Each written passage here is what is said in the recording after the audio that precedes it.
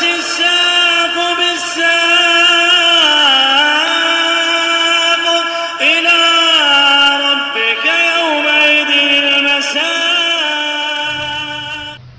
Bismillahirrahmanirrahim. Alhamdulillah hamdan katsiran tayyiban mubarakan fih kama yuhibbu rabbuna wa yarda. Wa asyhadu an la ilaha illallah wahdahu la syarikalah wa asyhadu anna Muhammadan 'abduhu wa rasuluh sallallahu alaihi wa ala alihi wa sallama tasliman mazida la nabiyya ba'da. Ikhwani fillah hafizakumullah jami'an, kita sekarang masih berada pada kitab yang sangat mulia dan juga berharga serta bermanfaat, yaitu kitab Nadmul Waraqat yang dikarang oleh Al-Imam Syarafuddin Al-Amriti rahmatullah alaih, disyarah oleh Syekh Muhammad bin Shalih Al-Utsaimin rahmatullahi alaih. Dan kemarin sudah kita sebutkan barakallahu fikum bahwasannya dahulu, sejak dahulu sudah ada kaidah-kaidah usul atau barakallahu fikum secara globalnya sudah ada dalam Al-Qur'an maupun dalam As-Sunnah, cuman untuk tersusun dalam susunan tertentu itu belum ada. Oleh karena itu datanglah seorang imam barakallahu fikum dari kalangan imam al-arba'ah, yaitu al-imam Asy-Syafi'i Muhammad bin Idris Abu Abdullah. Beliaulah yang mengawali pertama kali barakallahu fikum mengumpulkan dan mengarang ilmu usul ini, yaitu usul fikih. Apa maksudnya ya? Barakallahu fikum. Illa dalam Al-Qur'an ada, dalam As-Sunnah ada, cuman rinciannya terkumpulkan dalam sebuah kitab itu belum ada. Masalah kaidah-kaidah usul, paham ya? Atau masalah apa? Barakallahu fikum dasar-dasar pokok mengenai usul. Oleh karena itu Al-Imam Asy-Syafi'i rahmatullah alaih, beliaulah yang pertama kali mengawali, mengumpulkan serta mengarang dalam sebuah kitab mengenai usul fikih tersebut, mengenai usul fikih. Dan kitab beliau ma'ruf, Ar-Risalah di antaranya. Kemudian kitab Al-Um yang tebal itu barakallahu fikum. Beliau adalah salah satu daripada a'immah al-arba'ah. Barakallahu fikum, dikenal dengan al-a'immah al-arba'ah, imam-imam yang empat. Abu Abdullah Muhammad bin Idris Asy-Syafi'i, Abu Abdullah Malik bin Anas Imam Darul Hijrah, kemudian Abu Abdullah Ahmad bin Hanbal, kemudian Abu Hanifah Nu'man bin Thabit. Barakallahu fikum hafizakumullah itu. Kemudian sekarang kita akan lanjutkan barakallahu fikum mengenai apa yang akan disampaikan oleh Imam Al-Amriti rahmatullah alaih, bahwasannya beliau juga menyanjung, memuji kitab yang sangat kecil tapi barakallahu fikum faedahnya besar, yaitu kitab masalah usul fikih yang dikarang oleh Al-Imam Al-Haramain Al-Juwaini. Al-Imam Al-Haramain kunyah beliau adalah Abu Ma'ali. Qala Al-Imam Al-Muallif rahmatullah alaih, yaitu Al-Imam Al-Amriti rahmatullah alaih, wa khairu kutubihi sighari masumi bil waraqati lil Imam Al-Harami.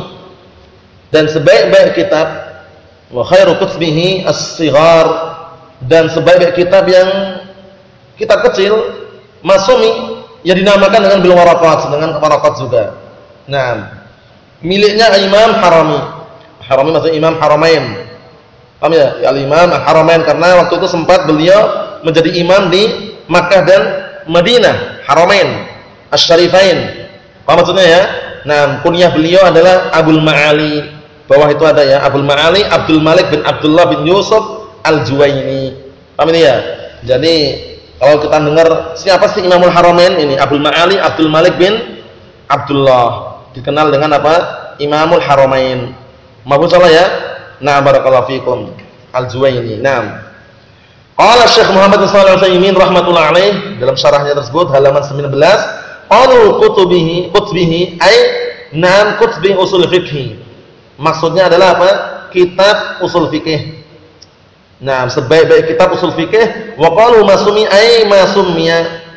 Maksudnya sebaik-baik kitab usul fikih yang ada, yang tingkatan istilahnya sederhana, kecil, adalah apa? Adalah kitab yang dinamakan dengan waqaluhu bil waraqat, dinamakan dengan waraqat, ay matn waraqat fi usul fikih. Matan waraqat mengenai ilmu usul fikih lil Imam Abdul Ma'ali Imamil Haramain. Miliknya Al-Imam Abdul Ma'ali Abdul Malik bin Abdullah bin Yusuf Al-Juwaini An-Naisaburi. rahmatullah alaih. Beliau dikenal dengan Imamul Haramain. Ya, di bawah itu sebutkan barakallahu fikum. Nah, beliau wulida sanah, dilahirkan pada tahun 409 Hijriah. 419 Hijriah. Nah, 419 Hijriah. Wa tuwfiya rahimahullah, dan beliau wafat pada tahun 478 Hijriah. Tafaqqaha ala walidihi fi Sabah. Nah, sebuah tempat ya. Beliau mengambil ilmu, nah barakallahu fikum, atau memperdalam ilmunya melalui orang tuanya. Summa rahila ila Baghdad, kemudian rihlah pergi ke Baghdad. Wa aqama di Makkah wal Madinah. Nah, waktu itu beliau sempat tinggal di Mekah dan Madinah 4 sinin, 4 tahun. Yudarrisu, beliau juga mengajar, wa yufti wa yusannif. Beliau juga berfatwa serta mengarang. Wa amman nas fil haramain asy-syarifain. Kemudian beliau Al-Imam Abdul Ma'ani Abdul Malik bin Abdullah Al-Juwaini ini, beliau menjadi imam untuk manusia di Haramain, Makkah dan Madinah. Fasumya bidzalika Imamul Haramain. Maka beliau dinamakan dengan sebab hal tersebut, sebab beliau menjadi imam di dua kota tersebut, kota Makkah dan Madinah, maka beliau dinamakan dengan Imamul Haramain. Apa maksudnya ya? Dinamakan dengan Imam Al-Haramain. Naam. Kita lihat atas lagi. Qala Syekh Muhammad bin Shalih Al-Utsaimin rahimatullah alaih. Beliau mengatakan bahwasanya matnul waraqat fi usul fikih. Yang diinginkan di sini adalah matan waraqat dalam apa? Mengenai pembahasan masalah usul fikih. Lil Imam Abil Ma'ali Imamil Haramain wa huwa min kibari a'immatis Syafi'iyah rahimahullah. Dan dia termasuk salah satu imam yang besar, imam yang bermadzhab Syafi'i yang besar, di antaranya Imam Haramain ini, imam besarnya mereka. Wa hadhihi waraqatun saghiratul hajmi, qalilatul kalimat, lakinnaha kabiratun fi ma'naha wa maghzaha. Perhatikan ini. Wa hadhihi waraqat, dan kitab waraqat ini waraqatun saghirah. Waraqatun saghiratul hajmi, qalilatul kalimati, maksudnya adalah lembaran-lembaran yang ukurannya kecil dan sedikit kata-katanya. Lakinnaha kabiratun fi ma'naha wa maghzaha. Akan tetapi, lembaran-lembaran tersebut, paham ya? Barakallahu fikum, atau kitab waraqat tersebut itu besar dari sisi maknanya dan juga faedahnya. Maksudnya ya? Qala al-mu'allif rahmatullah alaih, al-Imam Al-Amriti rahmatullah alaih, wa qad su'iltu muddatan fi nadmihi mustahilan li hifdhihi wa fahmihi. Sungguh aku telah diminta beberapa saat, beberapa waktu diminta untuk mengarang sebuah nazm, sebuah pantun atau puisi. Mustahilan, barakallahu fikum, dalam keadaan memang dipermudah, li hifdhihi wa fahmihi, untuk apa? Untuk dihafal dan dipahami. Jadi terkadang barakallahu fikum, kalau bahasa Arabnya sudah kuat, dalam artian sudah paham bahasa Arab, itu kadang senang menghafal pantun atau puisi, karena biasanya lebih mudah diingat gitu loh, paham ya? Lebih mudah diingat daripada antum misalkan sebutkan syarat-syarat la ilaha illallah. Misalkan kalau diurutkan mungkin bingung dia, tapi kalau dihafal satu pantun, mudah. Ilmun, yakinun, wa ikhlasun, wa sidquka, ma'a mahabbatin, wa inqiyadin, wal qabulillaha, wa zida thaminuha al-kufranu minka bima dunal ilahi minal asya'i fakulliha, misalkan. Itu tujuannya. Dalam artian, terkadang kalau orang sudah paham bahasa Arab, itu dia, menurut dia lebih mudah menghafal dengan pantun daripada tulisan biasa. Paham ya? Misalkan sebutkan 8 makhluk yang tidak mengalami kepunaan misalkan, karena dia kalau menyebutkan masih bingung apa saja sih. Ketika dia menghafal satu pantun tadi, langsung dia ingat semuanya. Paham ya? Samaniyatun hukmul baqa'i ya'muha minal khalqi wal baquna fi haizil adam wal arsyu wan narun wa jannatun. Kemudian wa ajbun wa arwahun kadal lawhi wal qalam. Seperti itu. Jadi ini kita lihat nanti apa yang akan dijelaskan oleh Syekh Muhammad bin Shalih Al-Utsaimin. Qala Syekh Muhammad bin Shalih Al-Utsaimin rahmatullahi alaih, yaqulu rahimahullah, yaitu al-Imam Al-Amriti, innahu su'ila muddatan ay zamanan katsiran. Bahwasanya beliau diminta beberapa waktu yang sangat panjang, an yaqdima hadhil waraqat, untuk menyusun sebuah pantun hadil waraqat, yaitu waraqat ini. Nah, barakallahu fikum, waraqat.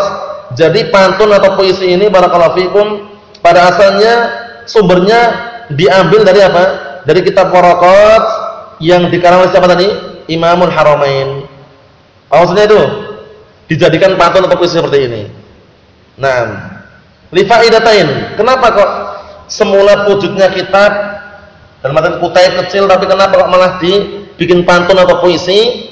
Li faidatain, dikarenakan dua faedah.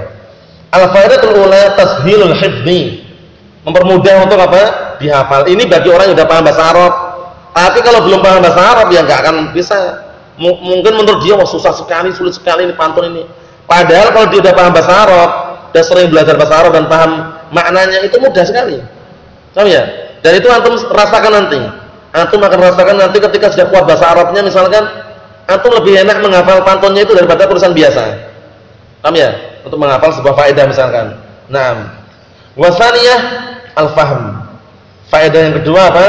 Lebih mudahkan untuk dipahami. Pertama tashilul hifdz, wasaniyah al-fahm. Mempermudah untuk dihafal, yang kedua mempermudah untuk dipahami. Paham ya? Nah, barakallahu fikum. Oleh karena itu Al-Imam As-Sa'di, Abdurrahman bin Nasr As-Sa'di rahmatullah alaih, nah beliau juga mengarang apa? Qawaidul fiqhiyah dalam bentuk apa? Pantun. Alhamdulillahil aliyil arfaqi, ya kan? Ila akhirnya. Sebutkan sana itu pantun mengenai qawaidul fiqhiyah. Mahfum salah ya? Kemudian juga Ibnu Malik yang pengarang Alfiyah itu juga betulnya pantun atau puisi. Karena biasanya orang lebih senang menghafal yang bersifat pantun atau puisi daripada tulisan biasa. Paham ya? Nah, kalau pantun puisi dikenal dengan nadmun. Tapi kalau tulisan biasa nasrun nanti akan kita sebutkan. Nasrun itu nun sa ra. Nasrun tulisan biasa. Naam. Fa nadmu sahlun 'alal insan. Maka puisi atau pantun itu lebih mudah untuk manusia. Tajidul qari'a masalan, engkau akan menjumpai seorang pembaca masalan sebagai contoh, yaqra'u mi'ata baitin au aktsar, dia membaca 100, nah barakallahu fikum, 100 pantun atau puisi au aktsar atau lebih, wala yamallu, dia enggak bosan. Dia enggak bosan, enggak jenuh. Lakin law qara'a 20 satran lamalla, ya enggak? Tapi kalau dia membaca 20 lembar aja, 20 satr, 20 lembar tulisan biasa, nah, atau 20 baris lah, 20 baris lama-lama saya dia akan bosan. Paham ya? Tapi kalau bentuknya puisi atau pantun, dia enggak akan bosan. Nah, wa aidan anadmu ashalu fil hifdzi, nah minan nasri. Demikian pula susunan pantun atau puisi itu lebih mudah untuk dihafal dibanding nasr. Ini nasr. Nasr itu masih tulisan biasa. Apa maksudnya ya? Nah, qala As-Safarini rahimahullah taala, na'am, Al-Imam As-Safarini beliau punya kitab yang syarah oleh Ibnu Utsaimin juga, kitab Al-Aqidah As-Safariniyah. Al-Aqidah As-Safariniyah, bagus sekali masalah asma wa sifat. Qala Al-Imam As-Safarini rahimahullah, Al-Imam As-Safarini mengatakan, li'annahu yashulu lil-hifdzi kama yaruqu lis-sam'i wa yashfi man dhama. Nah, dikarenakan lebih mudah untuk dihafal, sebagaimana barakallahu fikum lebih enak untuk didengar, wa yashfi, dan bisa menyembuhkan orang yang mengharapkannya. Dalam artian bagaimana? Dalam artian orang yang ingin mendengar pun enak dengarnya. Paham ya? Abda'u bil hamdi musalliyan ala, misalkan Muhammadin khairin nabiyyin ursila wa di min aqsamil hadits iddah wa qul wahidin atawa haddah. Jadi baca pantun pun ada lantunannya gitu, enggak sembarangan ya. Nah, paham ya? Jadi lantunannya itu dalam artian kalau misalkan diakhiri dengan domah, jangan disukun. Kalau akhirnya enggak sukun, jangan disukun. Paham ya? Seperti contohnya pantun atau puisi Ha'iyah itu, karangan Imam Abu Bakar bin Abi Dawud misalkan. Nah, barakallahu fikum, tamassak bihablillahi wa tabi'il huda wa la taqu bid'iyyan la'allaka tuflihu. Kasih dhammah, jangan la'allaka tuflih. Paham ya? Itu walaupun antum sukun dalam artian waqaf enggak masalah, cuman kan enggak tepat itu. Jadi kalau pantun seperti itu, nuniyah ya di akhir nun, ya kan? Nah, barakallahu fikum, misalkan nuniyah yang dikarang oleh siapa? Al-Imam Abu Abdullah Muhammad bin Abu Bakar, yaitu Ibnu Qayyim Al-Jauziyah rahmatullah alaih. Beliau mengatakan misalkan masalah ilmu, al-ilmu ma'rifatul huda bidalilihi, madzaka wa taqlidu yastawiyani. Nah, kasrah apa itu ya? Itu termasuk apa, lantunan yang terkadang kalau orang melantunkan pantun atau puisi itu kalau enggak dibaca seperti itu kadang kurang enak didengar. Paham ya? Nah, barakallahu fikum. Dan ada lantunan tersendiri. Wa kullu man bi ghairi ilmin ya'malu a'maluhu madudatun la tuqbalu. Nah, itu termasuk lantunan-lantunan dalam melantunkan pantun. Coba kalau antum enggak lantunkan coba, baca biasa aja. Kan orang tepat rasanya. Paham ya? Karena memang ada seperti itu. Dan ini kita dengar di sana ya, barakallahu fikum, dalam artian di Damas waktu itu ketika belajar banyak. Dalam artian bacaannya seperti itu. Enggak dilakukan, cuma dilantunkan agar intonasinya itu bagus itu loh. Nah, barakallahu fikum. Kita lihat sini barakallahu fikum. Wa aidan an-nadmu arsahu fi dhihn minan nasr. Dan juga pantun atau puisi itu lebih bisa meresap pada benak dibanding nasr daripada tulisan biasa. Arsakh itu lebih bisa meresap itu loh. Meresap pada benak pikiran kita. Coba tuh hafal sekali saja orang tahu kan? Apa itu pengertian jamak muannats salim dan hukumnya? Hafal satu pengertian plus hukumnya ada di situ. Ya kan? Mazum wa kullu ma bi alifin wa ta'in qad jumi'a, ya kan? Naam, yuksaru bil jarri wa bin nasbi. Nah. Ya. Wa ma bi alifin wa ta'in qad jumi'a yuksaru fil jarri wa fil nasbi ma'a. Jadi, nah barakallahu fikum, dengan hafalan pantun atau puisi tersebut biasanya lebih bisa melekat di benak manusia dibanding tulisan biasa. Kalau tulisan biasa harus benar-benar direnungi, fokus itu biasanya. Paham ya? Nah, karena beda dengan pantun. Wa li hadza uniya katsirun min ulama rahimahumullah bi nadmil ulum. Naam.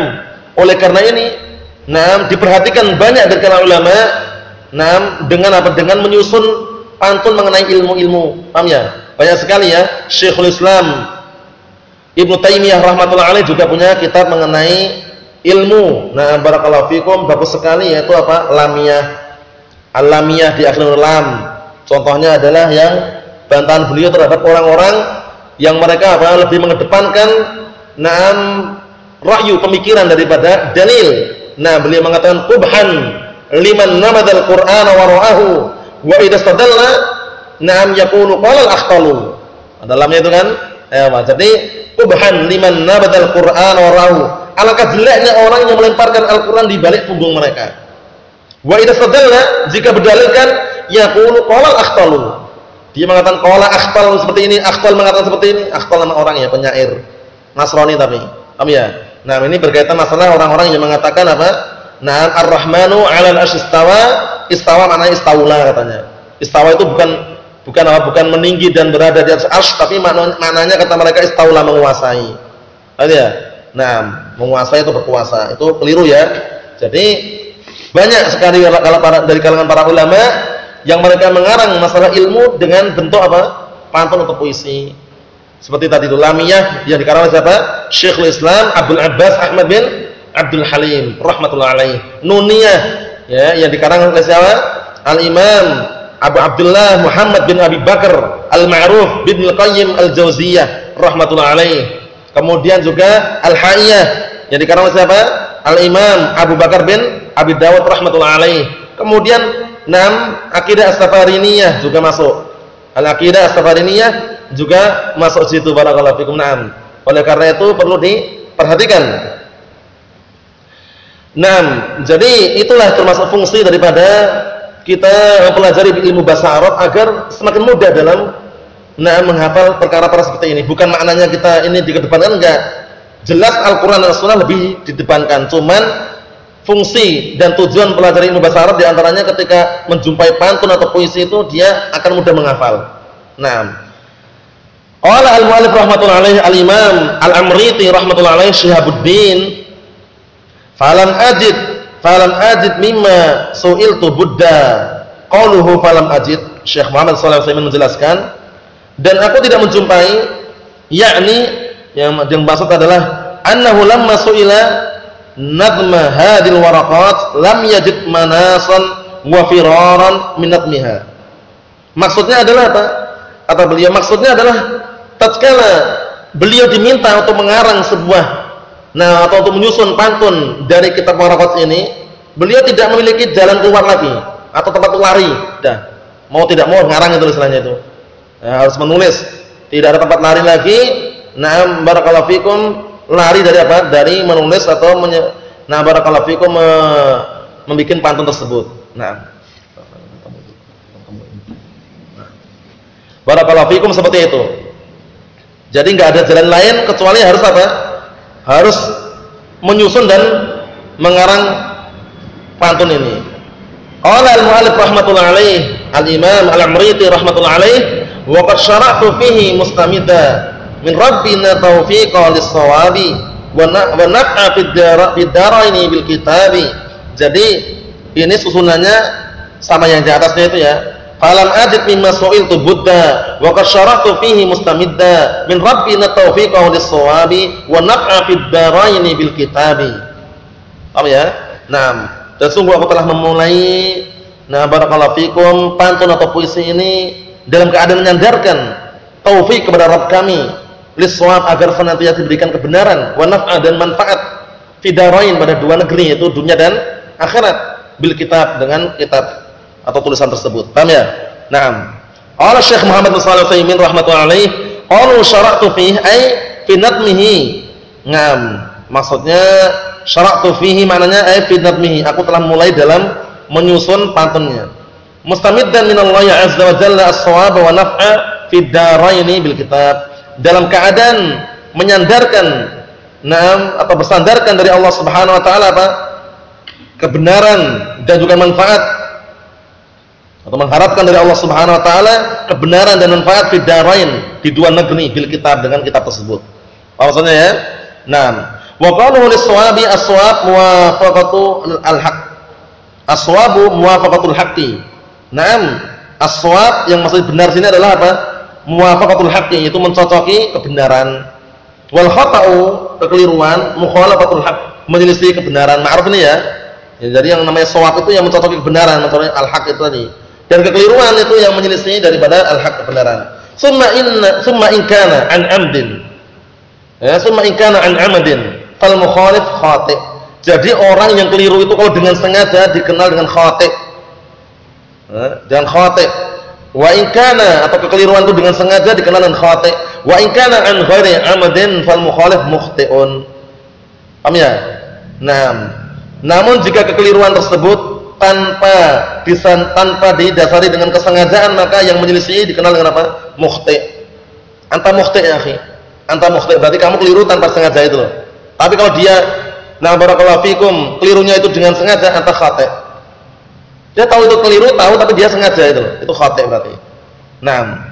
Fil Qur'anil Karim yaqulu Allah Ta'ala, dalam Al-Qur'anul Karim Allah Ta'ala berfirman, "Rabbana la tu'akhidna in nasina aw akhta'na." Akhta'a yukhti'u mukhti'.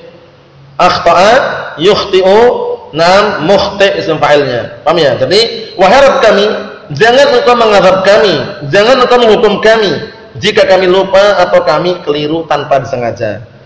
Paham ya? Jadi akhta'na ini bukan dengan sengaja. Kelirunya tanpa apa? Sengaja, karena kekeliruan tanpa didasari dengan kesengajaan apa tadi? Pelakunya mukhti'.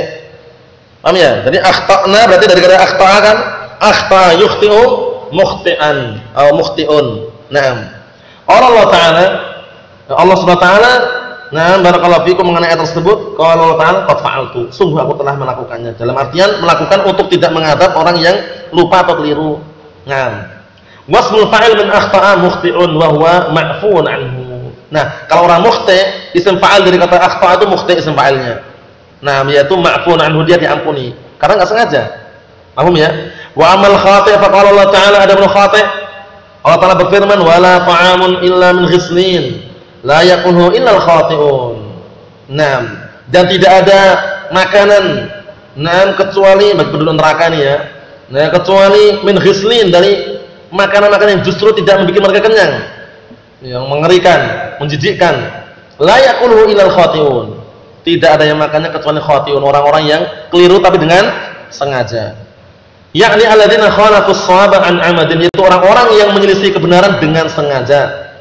Wa qalu wa naf'a fid darain, yakni darad dunya wa darad akhirah. Ya, itu negeri dunia dan negeri akhirat.